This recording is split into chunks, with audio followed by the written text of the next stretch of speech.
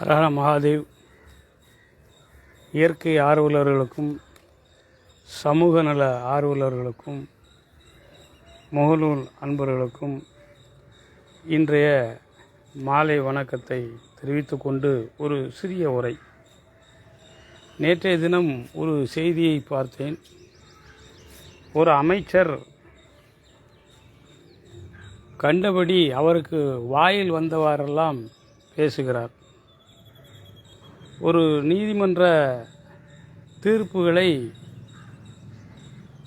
அவமரியாதைப்படுத்தக்கூடாது என்றும் கூறுகிறவர்கள் மறுபடியும் 2 நபர் பெஞ்சு ஒரு தீர்ப்பை கூறியவுடன்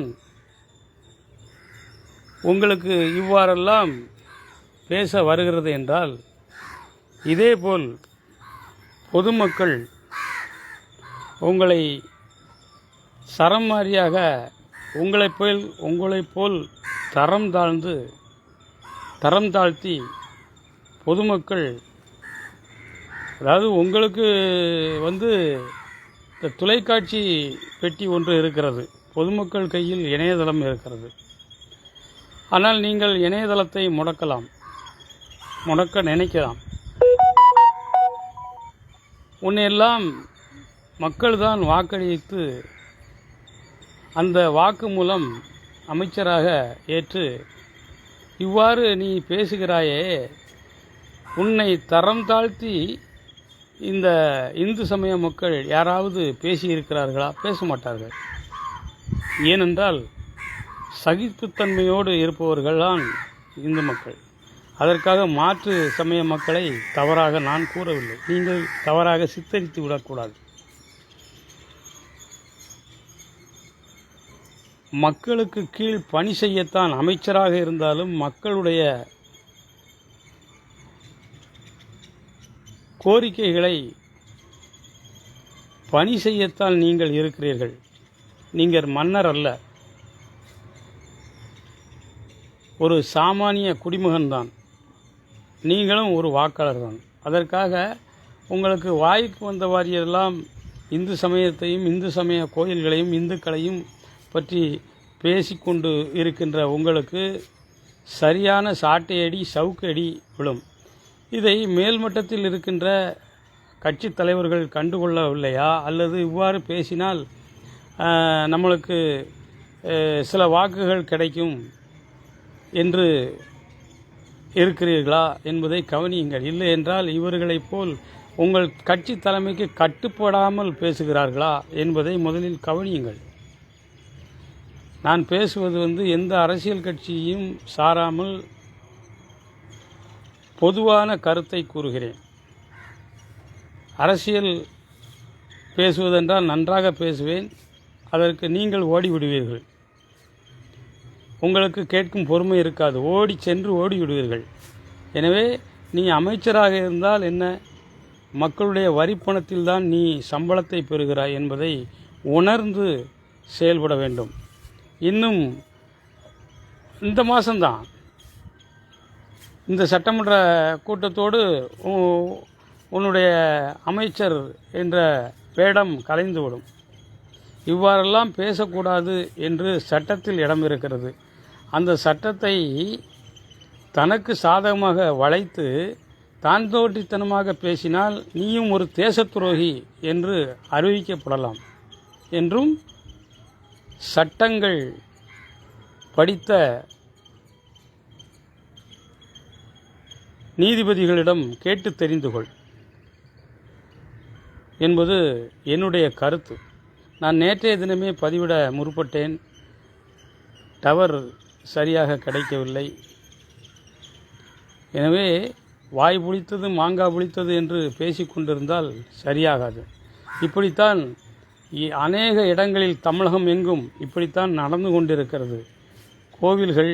கோவில் சார்ந்த இடங்களை கபளீகரம் செய்கின்ற மாற்று சமயத்தினருக்கு சிங்கி அடித்து சால்ரா அடித்து நக்கி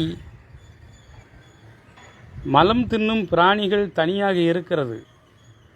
அதை விட்டுவிட்டு